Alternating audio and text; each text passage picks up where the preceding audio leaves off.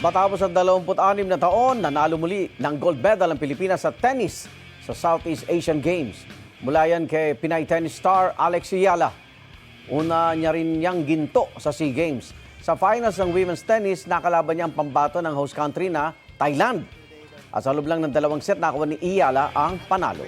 Kwento ni Iyala, malaking bagay para sa kanyang makapagbigay ng parangal para sa bansa. Matagal ko nang pinapangarap yon na, ako yung makakadala ng ganong pride sa Pilipinas. To end the year on this highest is such an amazing thing I wouldn't have thought would have happened in the start of the year.